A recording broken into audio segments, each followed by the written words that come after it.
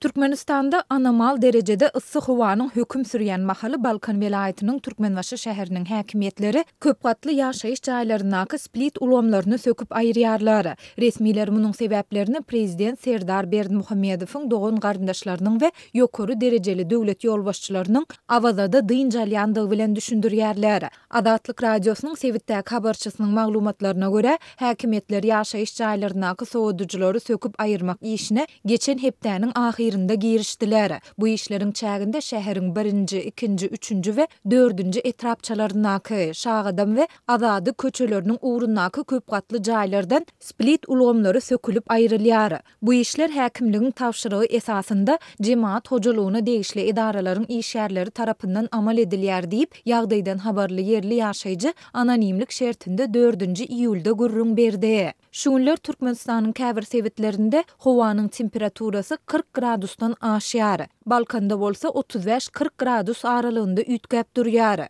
Häkimetler Tomson jokrama ıssy günlerinde ýaşaýjylaryň split ulamlarynyň sökülüp aýrylmagy we onuň sebäpleri barada resmi düşündürüş bermeýärler. Ýöne adatlyň habarçylary bilen anonimlik şertinde söhbetdeş bolan häkimligiň bir näçe işgäri bu çäreleriň häzirki pursatda amal edilmeginiň iki sebäbiniň bardygyny gurrun berdi. Munyň esasy sebäbi häzirki pursatda prezidentiň dogan garyndaşlarynyň we ýokary derejeli döwlet ýolbaşçylarynyň awazada dinç alýanlygy bilen baglanşykly. Olar bu ýerde dinç alýan wagty jaýlardaky split ulgamlary görünmeli däl. Diýip häkimligiň işgäri aýtdy. Adatlyň bu barada Türkmenbaşy şäher häkimliginden goşmaça maglumat ýa kommentari almak synanşyklary başa barmady. Ýöne prezident Serdar Berdimuhammedowyň dogan garyndaşlarynyň Hazaryn kenarynda dynjalmak üçin awada milli syýahatçylyk zowlagyna gelendigini adatlyň yerli habarçylary ygtybarly çeşmelere salgylanyp 4-nji iýulda habar berdiler. Şonda olar munyň bilen bagly Türkmenbaşynyň ýaşaýjylarynyň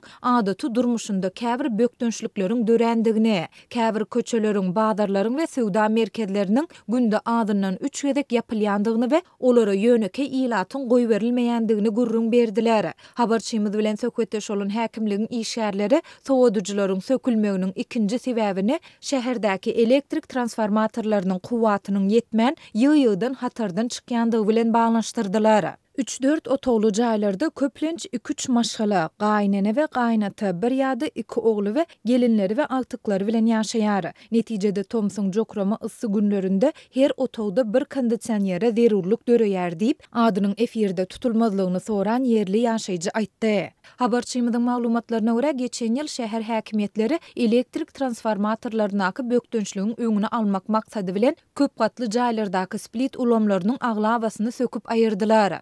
Geçen ýyl 3-4 otogly jaýlaryň her birine diňe bir san kondisioner goýmagy ruhsat berildi. Galan kondisionerler sökülüp aýryldy. Bir kondisioneri hem görünmez ýaly edip balkona ýa-da jaýlaryň girergelerini goýdurdylar. Köçe tarapdaky kondisionerleriň ähli sökülüp aýryldy. Häzirki pursatda jaýlaryň balkonlaryna sowadyjylar hem söküp aýrýarlar. Adamlar jokrama ıssyda nähili güni görmeli. Muňa jogap berýän adam ýok. Diýip yerli ýaşaýjy sözüni jemledi. Türkmenistanda, hususan da paýtaxt Aşgabatda köp gatly jaýlaryň diwarlarynda oturdulan gurallaryň şol sanda split ulamlarynyň köpçülikligiň sökülüp aýrylmagy 2017-nji ýylyň başynda güýçlenipdi. Şonda häkimligiň işgärleri dilden beren düşündürüşlerinde munyň ýokardan berilen tawşyrykdygyny aýdyp, şeýle gurallaryň jaýlaryň görküni zaýalaýandygyny mälim edipdiler. Türkmenbaşyda split ulamlarynyň sökülmegi bilen bagly soňky waka Türkmenistanda 2 hepdeden gowrak wagt bäri anomal derejede ıssy howanyň höküm süren mahalyna gabat geldi. Adatlyň ýurduň dürli sewitlerine habarçylary aşa ıssy howa şertlerinde saglygy yaramazlaşýan adamlaryň ketelhana ýerleşdirilýändigi, uly adamlaryň hemde çağalaryň arasynda güýçli içgeçmäniň ýaýraýandygy, ıssy howanyň gowaçalary zarwa urýandygy we mallaryň köpçülikligiň gyrylýandygy barada habar berdiler. Howa maglumatlaryny çap edýän AccuWeather neşriniň habarynda Türkmenbaşyda bu hepde howanyň bir neme salkynlandygyny synlasa bolýar. Şäherde şu hepde howanyň temperaturasy 30-35 gradus aralygynda ütgäp durýan bolsa, öňümüzdäki hepde 36 gradusa çenli ýokarlanýar. Türkmen häkimetleri aşa ıssy howa we jaýlardaky split ulamlarynyň sökülmegi barada resmi derejede beýanat bilen çykyş etmeýärler. Döwlet telewizionynyň reportajlarynda hem ilata paslyň aýratynlyklaryna laýyklykda geyinmek we günüň ýeti şöhlesinden goranmak barada maslahat bermek bilen çäklenilýär.